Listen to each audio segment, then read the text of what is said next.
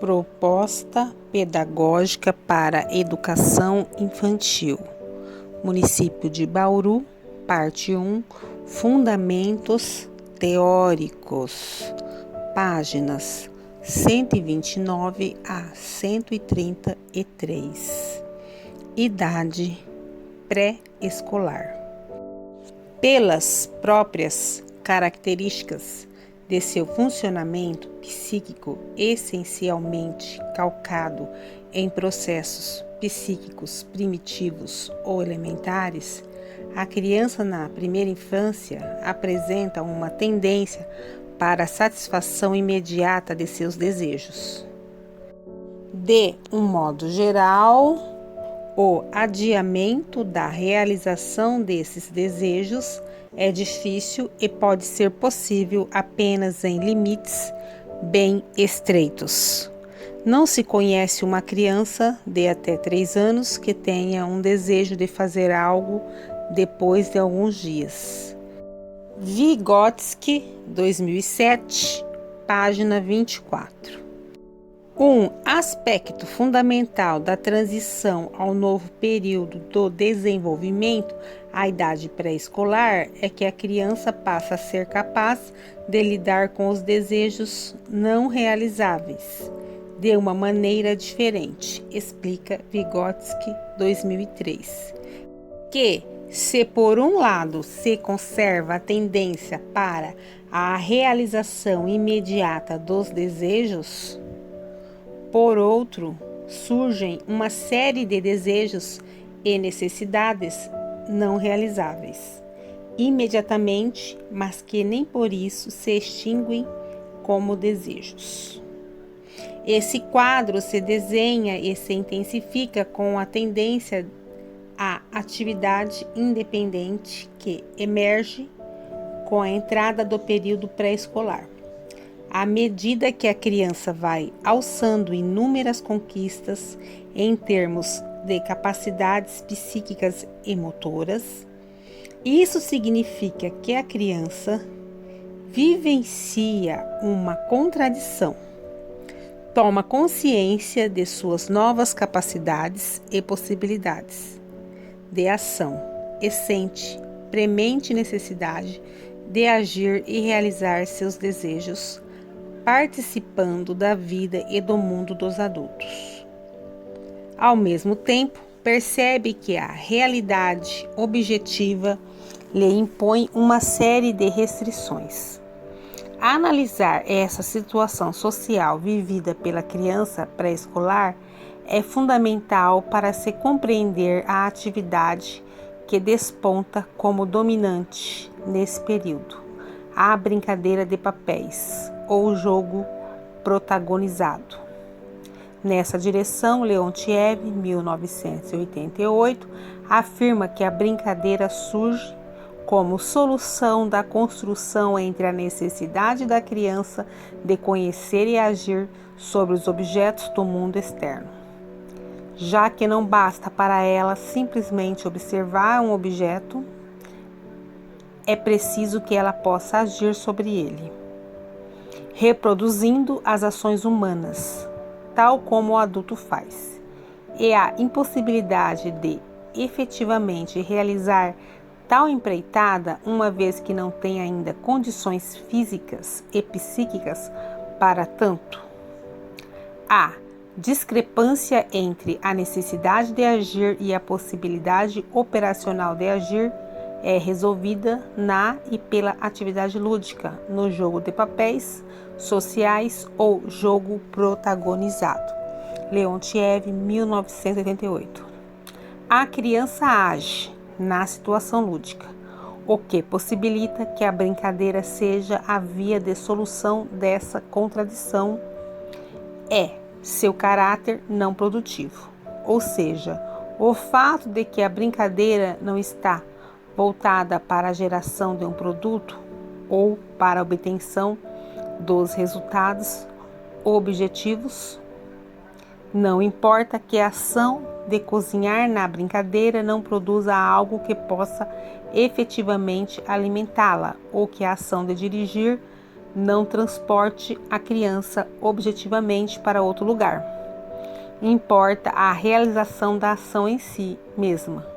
O ato de cozinhar ou dirigir é seu conteúdo social e não seu resultado. Isso liberta a criança das exigências operacionais complexas das ações humanas, que ela ainda não domina nem pode dominar, e torna possível o acesso a um campo mais amplo da realidade. Leontiev, 1988. Deixa claro, assim que, embora a brincadeira seja uma atividade, ela não deve ser confundida com trabalho. No caso da brincadeira, o motivo, ou seja, aquilo que estimula a atividade, está no próprio processo de realização da brincadeira e não no resultado final obtido por meio dela. Quando, por exemplo, uma criança bate com uma vara ou constrói bloco, é claro que ela não age assim porque a atividade leva a um certo resultado, que satisfaz alguma de suas necessidades. O que a motiva a agir nesse caso, aparentemente, é o conteúdo do processo real da atividade. Leontiev, 1988, página 119, grifos nossos.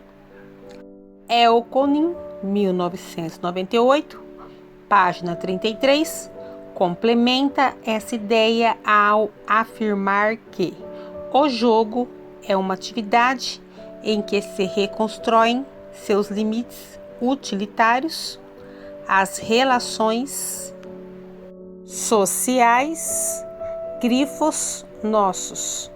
Essa formulação do autor nos permite compreender a natureza da atividade lúdica, o conteúdo essencial dessa atividade, o objeto da atividade da criança nesse período do desenvolvimento é o adulto, sua atividade, em especial o trabalho, e o sistema de relações com outras pessoas.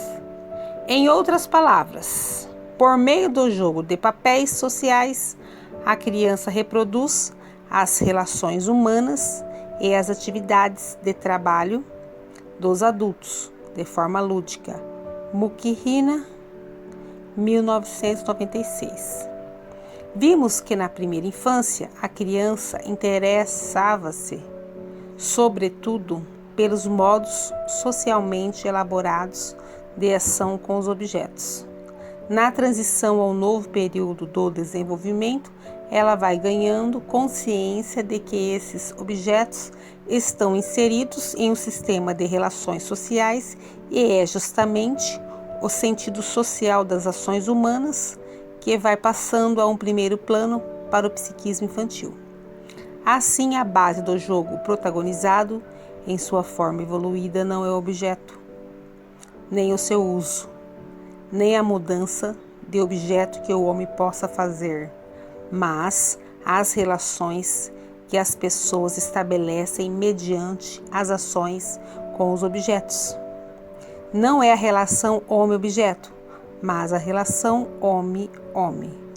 Elkonin, 1998, página 34, grifo nosso.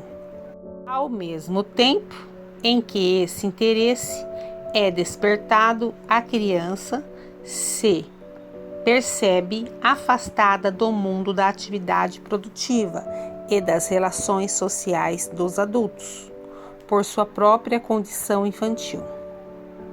O jogo será então o caminho pela qual ela buscará penetrar nesse universo, desvendando-o e elaborando significado sobre ele. É por essa razão que Máximo Gorky, citado por Leontiev, 2001b, página 130, define o jogo como o caminho pelo qual as crianças compreendem o mundo em que vivem e que serão chamadas a transformar. Por meio do jogo, as crianças reproduzem as relações e as atividades sociais e de trabalho dos adultos, de forma lúdica e passam assim a conhecer a vida social dos adultos, compreendendo melhor as funções sociais e as regras pelas quais os adultos regem suas relações. Mukherjee, 1996.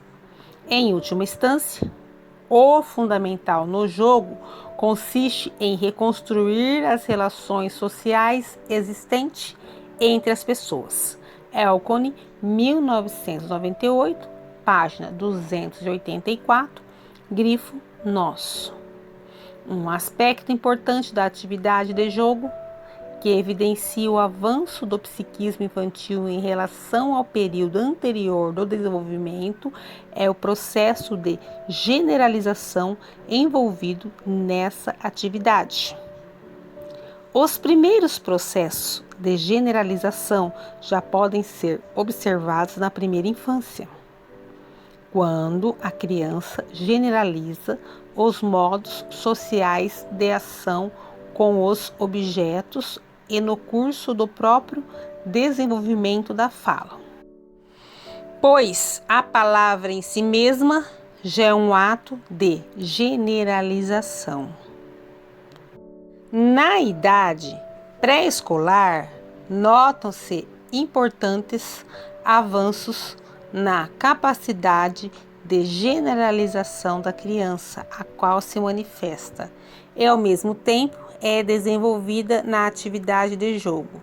Vygotsky, 2003, afirma ainda que a brincadeira não surge como resultado de cada desejo de agir não satisfeito, pois criança não possui apenas reações afetivas isoladas e pontuais em relação a fenômenos isolados, mas sim tendências afetivas generalizadas, externas aos objetos.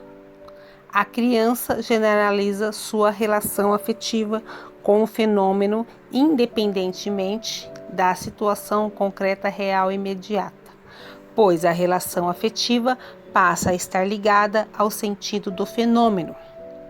Por isso, Vygotsky, 2003, página 25, afirma que a essência da brincadeira é que ela é a realização de desejos, mas não de desejos isolados e sim de afetos generalizados.